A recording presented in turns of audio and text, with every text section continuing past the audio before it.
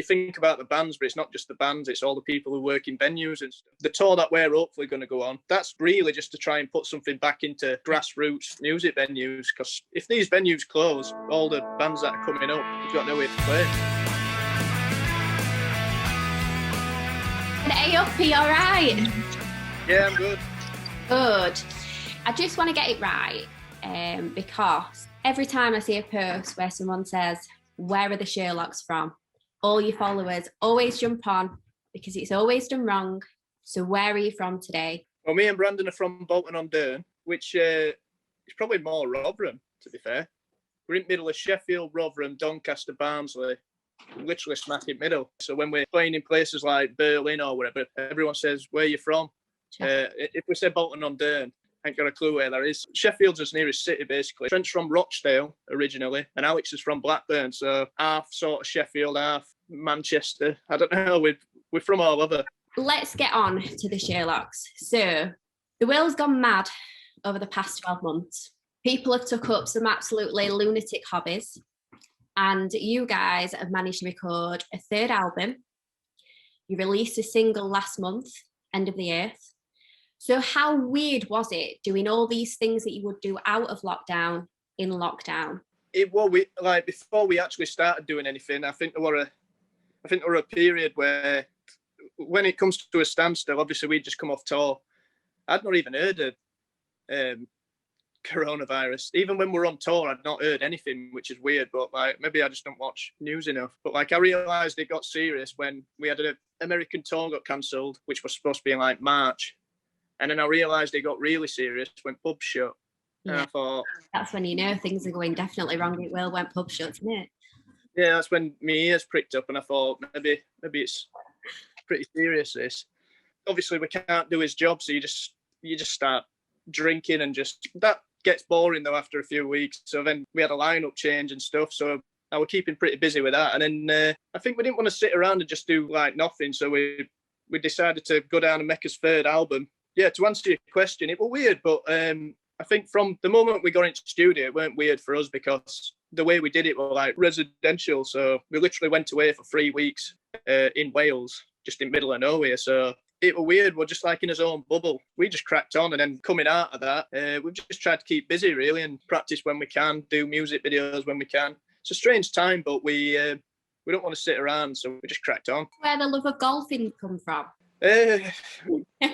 I don't know, to be fair. I think my dad used to do a bit of golfing, but he's no Tiger Woods. I think Brandon got into it before me. Then I just started going with him, and we're all around the same level. None of us are good, but it just gets you out. It takes you about 4 hours normally, just walking around, and it's good for the soul. Keeps you sane.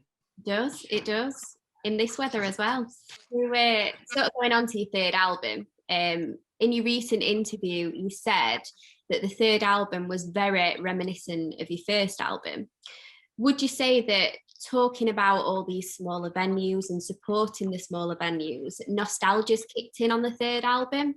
Yeah, you could say that. I think on the second album, we all enjoyed making this second album, and I think the songs are good and stuff, but I just feel like this third album's just another level to his second album. It felt like his first album a little bit. Although me and Brandon were making his third album, essentially Trent and Alex were making their debut album. And that definitely rubbed off on me and Brandon. You could see it in them, how excited they were and how buzzing they were to be in a studio. Not to mention we're doing it residential, so you can party every night and just from the place you sleep into the place you're recording. It's just a good way of doing it. So it's definitely a lot rockier, and it sounds similar to his first album. I think it's better than his first album. Everyone feels that around us. It's just banger after banger. It sounds class.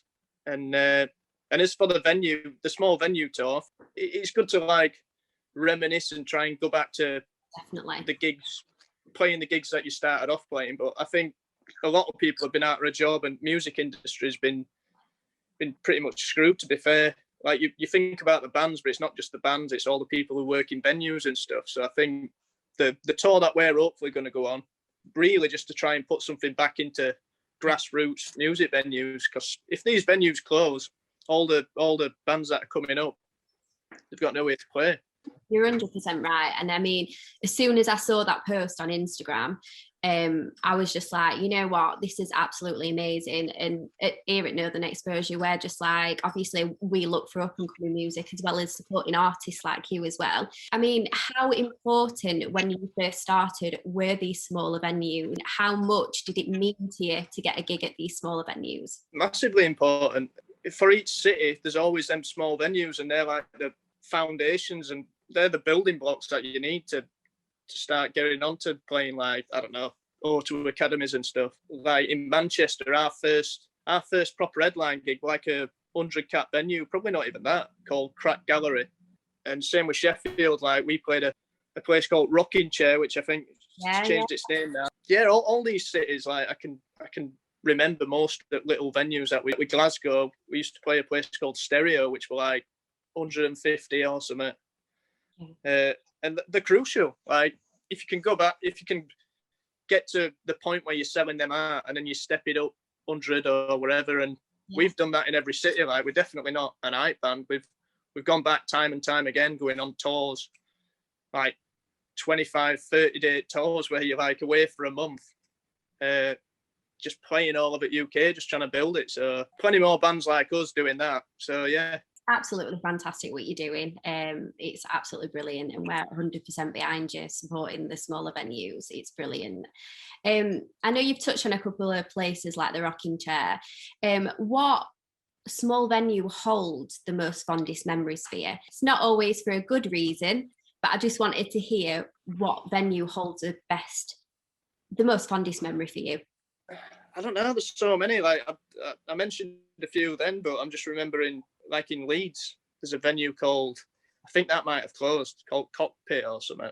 Yeah. Is it under a bridge or something? Under a bridge, and it's just sort of like a door, and you wouldn't even notice it. But yeah, I do remember Cockpit. Upstairs, there's like at least 3 or 4 different rooms in there, and we played the smallest one, and it was like an air raid shelter or something like that. That's got to be up there. That was class. That there might have been 100 people, probably not even that, but the venue were that small, it were rammed anyway, and walls were just dripping. If I had to pick one, there's Sheffield, just because it's his nearest one, but there's too many to mention. Like Manchester Crack Gallery, that were class. There were people just jumping on stage, crowd surfing like lasses and stuff. There were no barriers or out like that. You just jump on and do whatever you want. Also Sheffield, because we used to play a place called Rocking Chair, which is Cafe Totem or something now, and we used to just oversell that. If it were 100 cap, we must have sold 200. Yeah. So when you're in there, you couldn't even move. It was just like sardines in a can. So just on to, obviously, we're going to talk about your single that came out in April. Just talk to me, what is the story behind that track? End of the Earth. I was looking through my voice memos actually just to see, and I came across the actual chorus to End of the Earth. I didn't realise I'd recorded that, just sung it into my phone like January last year.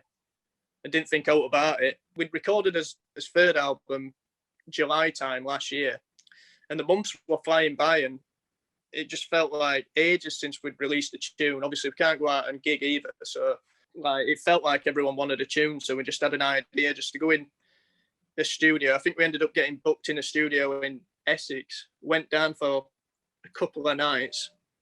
Yeah, and just before that, I said, "Oh, I've got a tune." Tanker a name, but I knew the chorus were good. I said, "What about this one?" Went down, wrote the verses in studio, and wanted just a straight to the point, short, almost like punky tune where it's just no messing with. It's not part of the third album, but it's a tune almost to bridge the gap between Under Your Sky and this third one.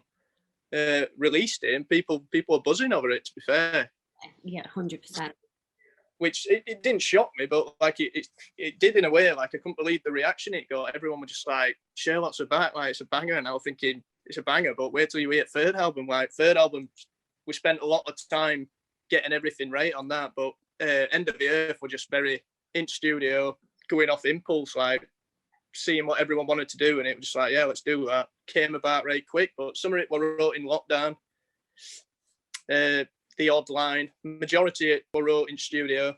Chorus were wrote January last year. Like all of our songs, they tend to be about a couple of different things, or it's very random. It's a bit like Magic Man. I'm rambling here, but it's a bit like Magic Man. It's a bit cryptic, and it's like, I'd say some of it is about lockdown, to be fair. Like there's a line in it where it's keeping it cloak and dagger.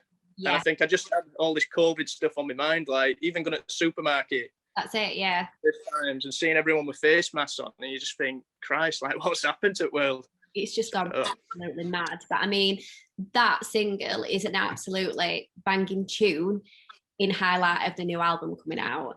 Have we got any dates or anything that you can tell us about when the new album's coming out? No dates set in stone. I've been saying to a lot of people, like we were very conscious about releasing this album too early. We didn't want to. We feel that strong about this album. The songs are strong. It's recorded in a way where I know people, if you're a fan of our band, they'll love it. And we just didn't want to release it for it to get a buzz on Twitter or whatever for a couple of weeks, and then that's it. And then when you do get the chance to go on tour, it feels old. I think you're living in a world where everyone wants stuff now, and it's hard trying to get people back into something that's come out, even if it is new. These days everything seems old in no time, so that's the reason for putting End of the Earth out. Like, let's just get a tune out that people can listen to and stuff, that we can go out and tour it. As soon as we get the green light, restrictions are lifting slowly. As soon as we know we can go out and go on tour, that's when we'll start. Hopefully, like, I don't know, October time, maybe even before September. It all depends on what's happening. Fab. Well, thank you so much for speaking to me, Kieran. But I've got a burning question to ask you at the end, which is something that I always ask everybody, especially Yorkshiremen. Have you got a bottle of Henderson's Relish in your cupboard? I haven't, to be fair, now. Do you know what? I don't even know if I've tried it. I'm sure Brandon will have. Well, next time when I come to your gig, I'm bringing you a bottle of Henderson's Relish, because every year they have that in their back pocket, I'm telling you. Nice one. It's so nice to catch up with you, and thank you so much for coming on, and we'll definitely catch up with you before the third album. No worries. Yeah, thanks a lot for that. Take care. See you later. See you later.